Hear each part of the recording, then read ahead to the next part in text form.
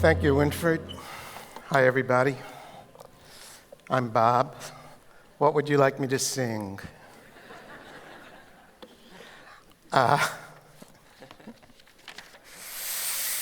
objective this afternoon is to make you uncomfortable.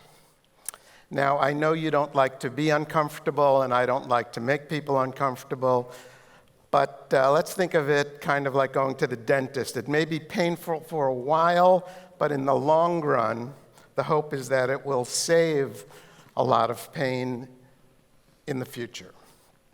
So for the next 30 minutes, I want to take us out of our comfort zones because I believe we advertising and marketing people think we know a whole lot more than we actually know. So we're going to do a little reality check, and we're going to see if we can agree that a whole lot of what we've been told and what we've come to accept as marketing, media, and advertising wisdom is dubious at best, and at worst, just plain wrong. The title of my talk, which is also the title of my most recent book, is Marketers Are from Mars, Consumers Are from New Jersey. Now, as some of you may know, Mars and New Jersey are very different kinds of places. One is an uninhabitable, desolate, lonely world, and the other one is a planet. The premise of my talk is that marketers, that's us, have lost touch with reality and are living in a dream world of our own invention. Over 10 years ago, the marketing industry, the advertising industry, and to some extent the business press developed a narrative. The narrative went something like this. The web is going to change everything. Television is going to die. Online advertising is going to be much more effective than traditional advertising because it's interactive. Consumers are going to be going online, joining the conversation about brands and expressing their brand enthusiasms, and all this would be led by a generation of people called millennials who would wield unprecedented economic power.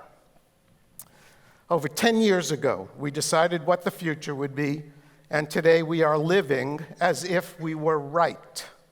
In fact, almost all of this has turned out to be wrong, but it hasn't changed the narrative one bit. The same bullshit we were hearing 10 years ago, we are still hearing today, despite the facts. And the result of this is that advertisers are pissing away billions of dollars on ineffective fantasies. Now, as you know, I'm from another country. I'm not an expert on marketing or advertising here in the Netherlands. However, I'd be very surprised if the issues that you are facing here are very different from the ones we have back in America. It looks to me like the average American is just a Dutchman with a silly haircut and a gun. I believe that the marketing industry is suffering from three delusions. They are the digital delusion, the brand delusion, and the age delusion. All of these delusions have one thing in common. They take a little bit of truth and they distort, exaggerate, and torture it to the point at which it does marketers more harm than good. Before we get to the illusions, let me tell you a little bit about myself so you know what kind of crazy old fool you're hearing this from. I spent 41 years in the agency business. You think you're full of shit? I have a Lifetime Achievement Award.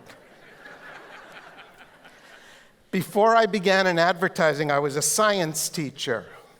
There were only two problems with that. One, I don't know anything about science, and two, I don't like children.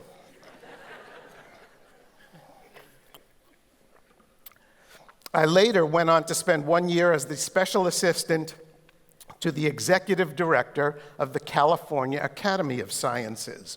One of the things that being around science and scientists taught me was a healthy respect for the difference between a fact and an opinion.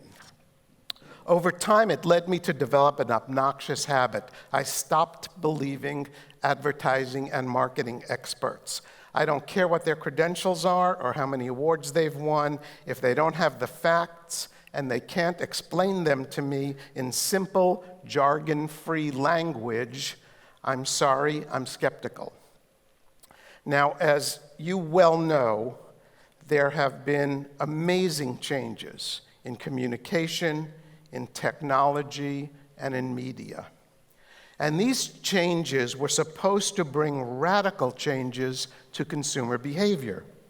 But as far as I can tell, they have affected our businesses and our work environments far more than they have affected the purchasing behaviors of average people. According to the U.S. Department of Commerce, in the third quarter of 2016, about 8% of retail activity occurred online. 92% occurred in a store. According to eMarketer, about 1.5% of consumer purchases are made on a smartphone. 98.5% are not made on a smartphone. And yet, if you were to read the literature of our industry, you would have to believe we buy everything online and mostly on our mobile devices. Now let's go back to our three delusions for a second. The first delusion is the digital delusion. From an advertising standpoint, at the core of the digital delusion is the belief that online advertising is more effective than traditional advertising because it's interactive. For many years, online advertising was called interactive advertising until it became clear that no one was interacting with it. And then suddenly the term interactive disappeared and it became display advertising. In fact, display ads have an average click rate of about 6 in 10,000. This is not interactivity. This is absence of interactivity. Solve Media, a company that measures this stuff, says you are more likely to complete Navy SEAL training than click on a banner ad. The idea that the same consumer who was frantically clicking her TV remote to escape from ads was going to gleefully click her mouse to interact with them is going to go down as one of the great marketing fantasies of all time. But this delusion has led to consequences that no one could have foreseen. As we sit here today, online advertising is a fiasco of historical proportions. Fraud is out of control. Corruption is rampant. Half of what is paid for is not even visible. It is despised by consumers, doubted by advertisers, unprofitable for most publishers, and trusted by no one. Let me be specific. According to Imperva, only 52% of traffic on the web is human. The rest are bots, scrapers, hackers, spammers, and other impersonators. Now, not all bots are bad. Nonetheless, the amount of fraud being perpetrated on advertisers by online scammers is astounding. Media Post says, one average botnet can produce 1 billion fraudulent online ad impressions a day, and nobody knows how many average botnets there are. According to the Interactive Advertising Bureau, online ad fraud will reach at least $7 billion this year. But the problem is, the IAB has an interest in understating the extent of fraud. The World Federation of Advertisers, on the other hand, says ad fraud could easily be 4 to 6 times that number. If you want to make a lot of money quick, get into the ad fraud business. Here's a chart from Hewlett-Packard showing us why ad fraud is so popular. It has the highest return of any online criminal activity, and essentially no one is ever prosecuted for it. According to the World Federation of Advertisers, within 8 years, ad fraud may be the second largest source of criminal activity in the world after drug trafficking. But it's not just fraud that's wasting advertisers' dollars online.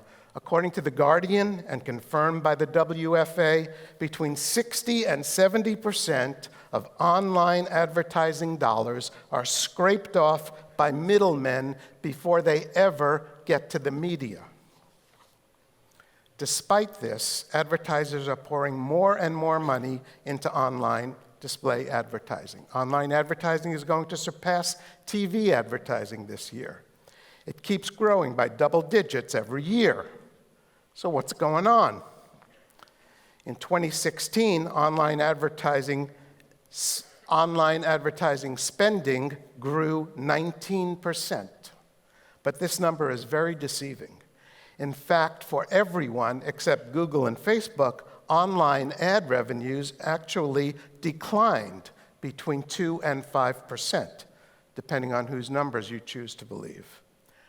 Outside of China, Google and Facebook are taking in about 72% of all online ad revenue.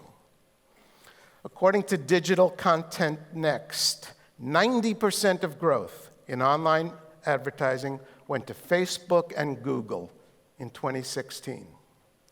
If a duopoly like this existed in the broadcast world, my government would break it up in a heartbeat. But no one wants to get mired in the cesspool that is online advertising. But, say the experts, online advertising is so much more efficient than traditional advertising, with precision targeting enabled by the huge amount of data that are collected through tracking. We can reach the right person at the right time with the right message, right? For years, I have been arguing against this logic. In 2012, I wrote, "Big brands need big reach, not the diminishing returns of finer and finer targeting." In 2013, I wrote, "One of the great benefits of mass media is that it lacks precision targeting. It reaches all the users in your category." In 2014, I wrote, "Have you ever wondered how McDonald's and Coca-Cola and Nike and Toyota and Apple and all the other enormous worldwide brands became successful? Not with precision targeting. They used mass media and talked to everyone. Not only did they not suffer for it, they prospered from it." But here's how wrong I was. 2013, the CEO of Procter & Gamble, the world's largest advertiser, told us that digital is incredibly effective, and we're doing more. By then, P&G had moved over 1/3 of its ad dollars online. In 2014, P&G's CFO told us that, quote, "the effectiveness and the consumer impact of our advertising spending will be well ahead of the prior year because of an optimized media mix with more digital, mobile, search, and social presence." And what has been the result of all this precision-targeted, optimized digital media brilliance? In a 12-month period ending in July, P&G sales dropped an astounding 8%. They lost $6 billion in sales. P&G shocked the marketing world a few months ago by announcing that they were discontinuing their precision-targeted advertising in Facebook. P&G's chief marketing officer said, "We targeted too much." P&G is not alone. According to Coca-Cola's global marketing chief, the ROI on TV is almost twice that of digital. I think we saw that in Les's presentation. Now, I'm sure there are people here who disagree with me about the power of online. So I would like to invite you to become a scientist. Don't believe a word I say. Do your own experiment. Go to the biggest supermarket in your neighborhood. Walk up and down the aisles, take out a piece of paper, and write a list of all the products and all the brands you can find that were built by online advertising. All the brands of toothpaste and toasters and beer and cereal and soap and soda and snacks and cheese and shampoo. I think you'll find what I found. You have a blank piece of paper. Sure, there are some big web-native brands that online advertising helped build, Amazon and Netflix. But how about the overwhelming majority of brands that don't live on the web? Where are the brands of beer and soda and fast food and cars and refrigerators and snacks that were built by online advertising? Now, if you think I'm just a cranky old nut who's living in the past, let me give you a quote from no less an authority than the Interactive Advertising Bureau in the UK. Quote, "Banner ads aren't working anymore." There's something striking about the phenomenal success of Apple. Despite being history's most successful technology company and one of the world's most successful online transactional marketers, almost all of Apple's advertising money is spent in traditional media. It's overwhelmingly TV and outdoor and print. And what have the wizards of marketing and advertising learned from Apple? Absolutely nothing. In fact, the experts have been remarkably wrong about a lot of things. For over 10 years, they've been promising us the death of television.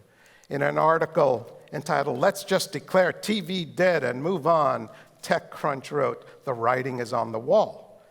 People want to see the whole show on YouTube. There's a fundamental shift in consumer behavior going on." They wrote that in 2006. From Wired magazine, "Traditional TV won't be here in 7 to 10 years. That was 10 years ago. From The Telegraph 10 years ago, "TV is dying," says Google expert. "The internet is set to revolutionize television within 5 years. That was 10 years ago. Now let's look at the facts. Despite the brilliance of all these experts, in the third quarter of 2016, 92% of all video viewing in the US was done on a television. 5% was done on a web device, 3% was done on a Roku or Apple TV-like device connected to a traditional television.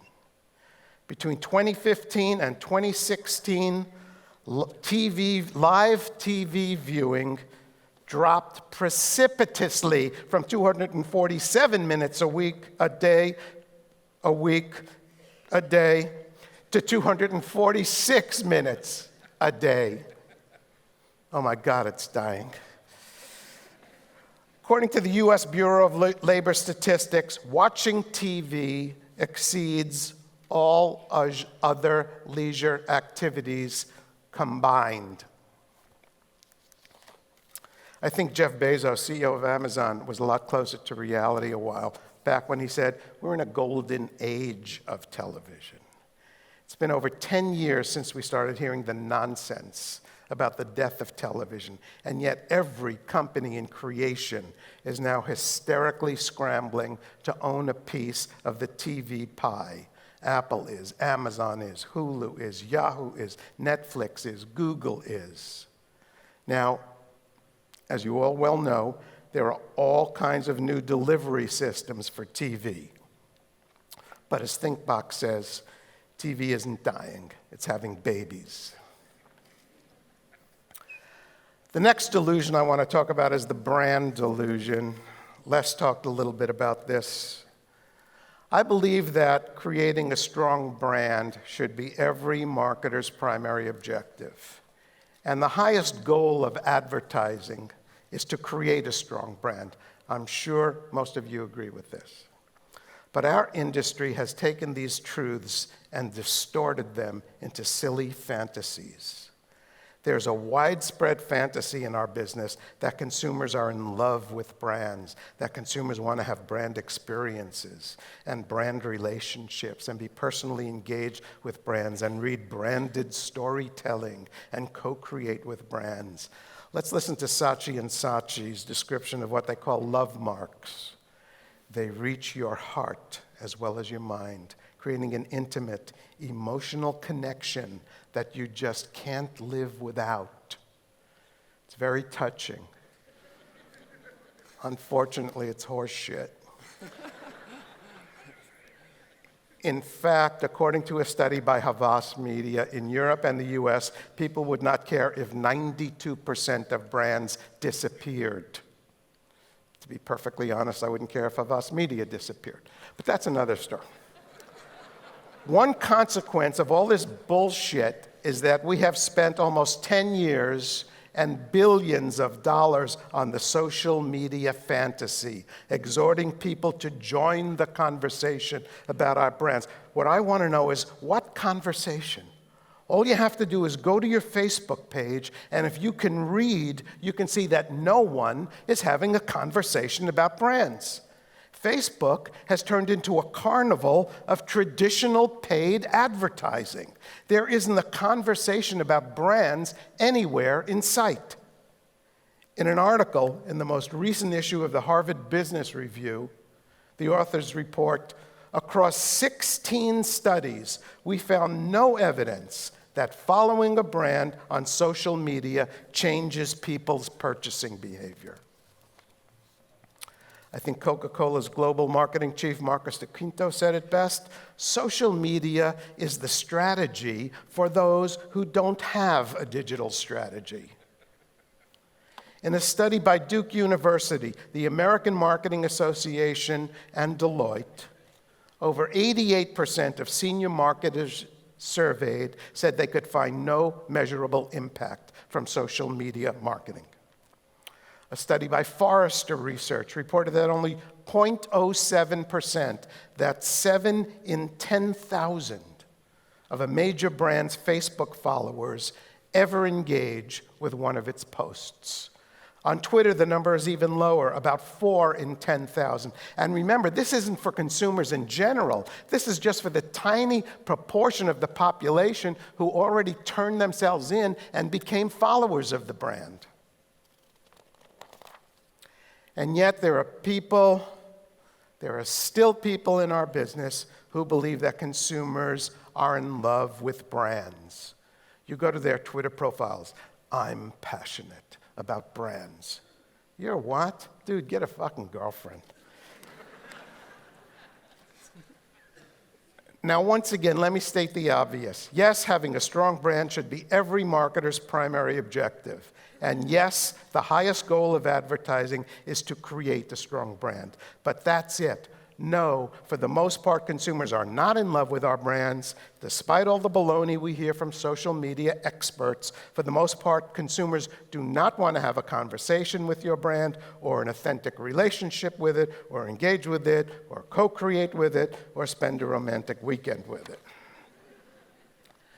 If you're a marketer and you believe people love your brand because they happen to buy it, you're headed for trouble.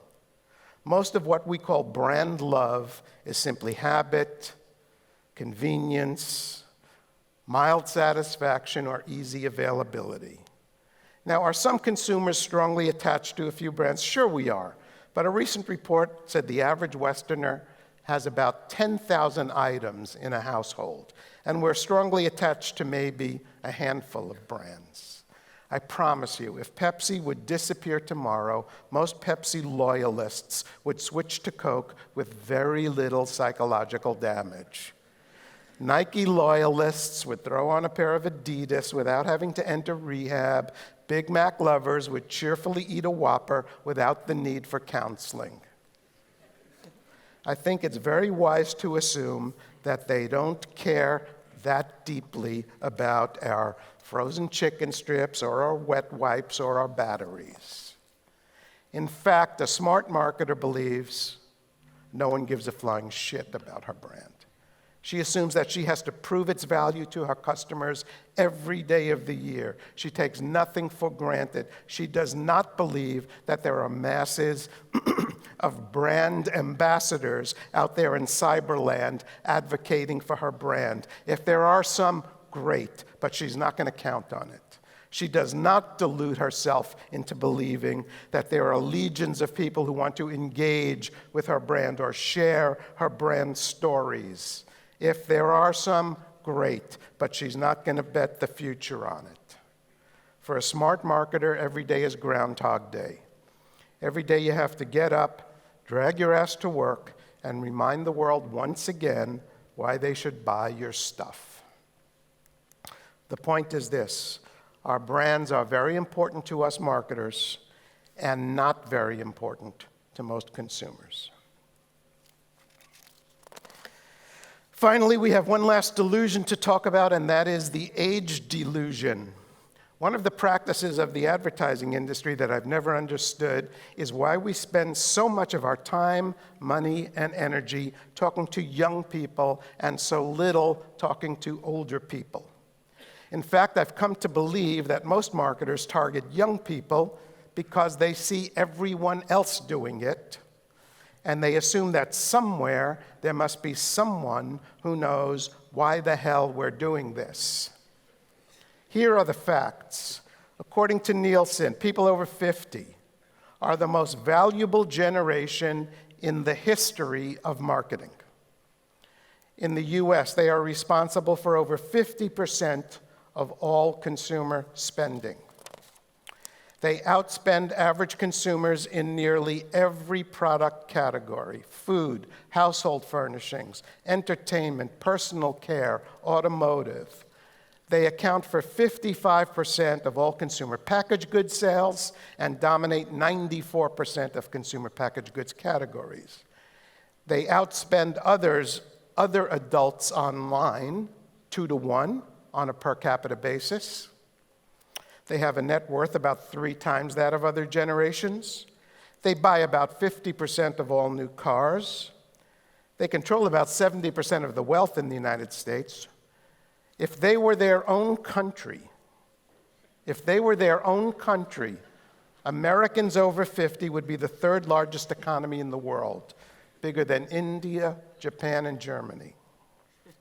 And the future, between now and 2030, the population of adults over 50 will grow at about 3 times the rate of adults under 50. So let me ask you a question. Do you really think it's a good idea to ignore these people? And yet people over 50 are the target for about 10% of marketing activity in the US. While everyone in marketing is obsessed with millennials, we are actually going through one of the greatest demographic changes in human history, and it's being ignored. This chart from the United Nations demonstrates an astounding demographic change that's occurring in just 100 years. In the year 1950, there were 3 times as many people in the world under 5 as there were over 65. By 2050, there will be twice as many people over 65 as there will be under 5. Our population is aging at a remarkable rate. And it's even more pronounced here in the Netherlands. While worldwide, the median age is 29.6 years old, here in the Netherlands, the median age is 42.7 years old. But we have invented all kinds of convenient bullshit for why we ignore mature people. The real reason we ignore older people is we hate them.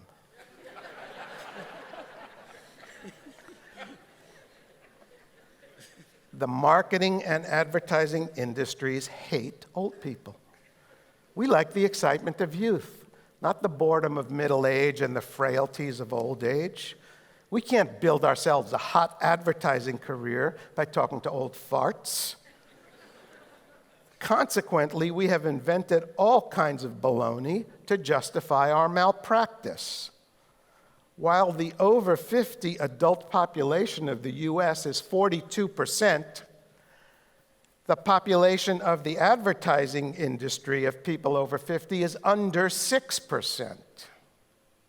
Our neglect of mature consumers and our pandering to young people is nothing but narcissism disguised as strategy.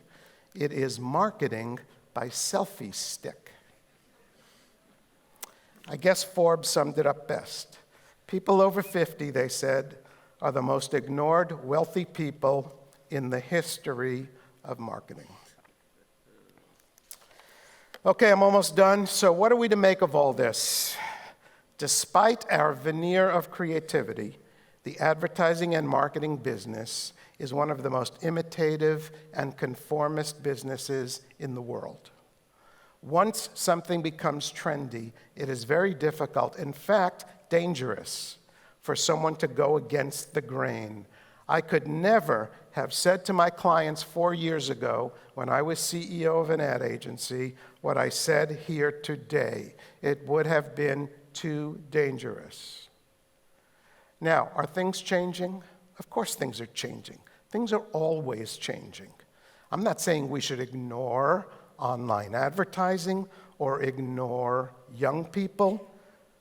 I'm saying we need to get some perspective back and get over our obsessions and our delusions. We need to stop falling for the exaggerated, irresponsible baloney that has been sold to us by people with an ideological or financial interest in creating hysteria and promising miracles. Here's my advice. Don't listen to big mouths like me. Give yourself the wonderful freedom of skepticism. Dig out the facts for yourself. Nobody is smarter than the facts. I am dismayed that our industry, which is supposed to be creative and forward-thinking, has been operating on unreliable principles and fanciful delusions that have been sold to us by people who have been wrong over and over. The marketing and advertising industry has been spending too much time on another planet. We need to get back down to earth. Thank you very much.